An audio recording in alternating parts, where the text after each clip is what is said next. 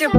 Так, достар, азақ уақыт қалды, өзім қатты қобалжып тұрмын. Енді осы күндер бойы сіздер менен Аружан бизнесқа курсын ашы дегендіктен мен сіздерге бүткіл топовый эксперттерді жинап, күшті керемет бизнес модель дайындап қойды.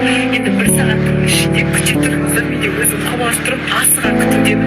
Ол жақтан бүткіл товарный бизнесқа керектіліктердің барлығы болады, так что Сеп, соның сауда саттығын жүргізіп 200-ақ мың теңге жалақыға өмір сүріп жүретінмін.